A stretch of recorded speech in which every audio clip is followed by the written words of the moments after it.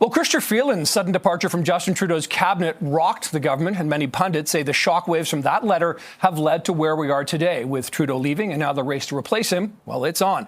On Sunday, Ms. Freeland officially launched her campaign to be the next leader, and this morning she's joining us live here in studio to talk more about why she wants the job. Ms. Freeland, good to see you this morning. Thanks for the time. Good to be with you, Nick. Okay, so let's talk about, this is the big day, Inauguration Day. I realize it's day 2 of your campaign, but I think we have to talk about kind of the elephant in the room being the Donald Trump return of the President Trump here.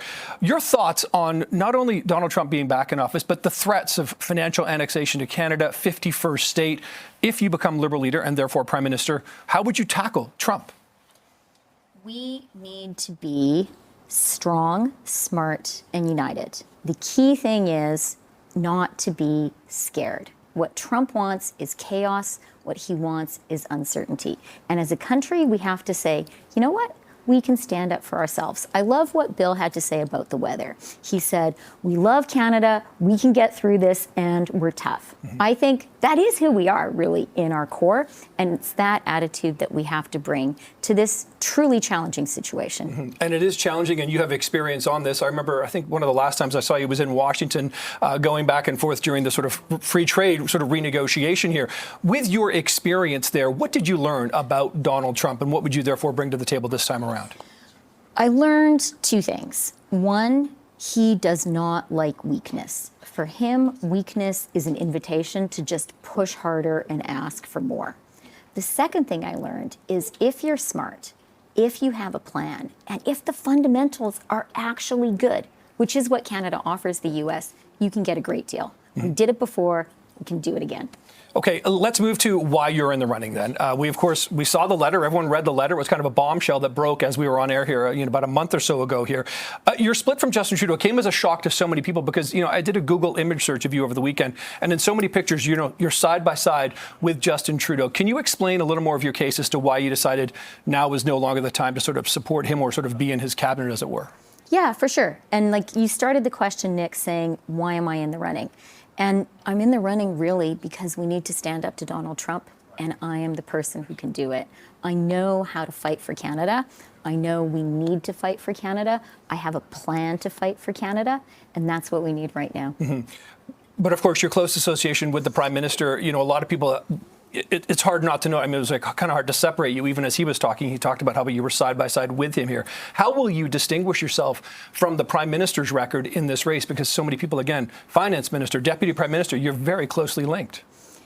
Nick, for me, this campaign has been a real liberation. It is great to be able to say exactly what I think, to speak as a leader, and to speak in my own voice. I am loving it. And I did resign from the cabinet. I was disagreeing with the Prime Minister more and more. I realized we were, as a government, on the wrong path. I knew Inauguration Day was coming. See all your coverage. Canadians know this is the central issue. I knew that had to be what our government was focused on. We couldn't afford to throw away $6 billion. We needed to keep our firepower dry. And today we need to look to the future. And we need to say, as Bill said, we love our country. We are tough. We can get through this. I have a plan to do that. And crucially, I have the guts and the experience to deliver on that plan for Canadians. We know Donald Trump doesn't like you very much, Ms. Freeland. How would that change things if you went back into negotiations with him? I think it is a huge advantage for Canada.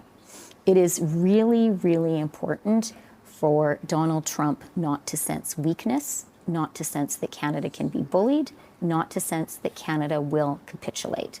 He knows that I won't do any of those things. And that's how we get a good deal.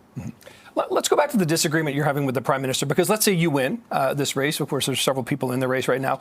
If there was a disagreement in your cabinet, how would you handle things differently? Like if your Finance Minister came to you and said, Prime Minister, I think we're on the wrong track here. How would you tackle that differently than what the experience you've had was? Well, probably I wouldn't tell my Finance Minister I was going to fire her the day after she delivered the fall economic statement. I probably wouldn't say that 3 days before she was supposed to deliver it. Interesting note there. Step one, right? Yeah, step one, yeah. Okay, let's talk about the carbon tax. That is sort of the signature policy of the Trudeau government here. You have said no more carbon tax. Why no more carbon tax? No more consumer-facing Consumer carbon tax, pardon me. Yes, yeah. You know why? Because that's what the people are saying to us. And democracy is about listening to people. It is not about saying, dear Canadians, dear people of Ontario, you are so, so wrong.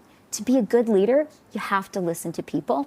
And that's what we've heard from the people of Ontario and across the country, where people have a consumer-facing price on carbon. They're saying, you know, we don't like it. And progressive premiers, you know, premiers like Wab Kinew are saying the same thing. So we have to listen. And at the same time, we do need a strong plan to fight climate change. It's important for our planet. It's important for our kids. It's important for our economy. And I absolutely know we can do that. On the other hand, though, when you were asked about it, when you were in the government, you would sort of highlight the fact that I think the number was about 80% of Canadians were kind of getting more back than they were paying on the carbon tax. So if you get rid of the consumer-facing carbon tax, are you not taking money out of people's pockets in a time when there's an affordability crisis? You know, when you're in a government, you play with the team. All of us have the experience of having a boss and having a team. With the price on pollution, with the carbon tax, I think the people have been really, really clear. People just don't like that, and they're saying that to us. I really think that if you're in a democracy and you're not listening to people and you're lecturing them, that is not going to work. And so that is a really important change I think we need to make. And we need to make it because I know that people in Ontario, people in Toronto, they do know that we have to fight climate change.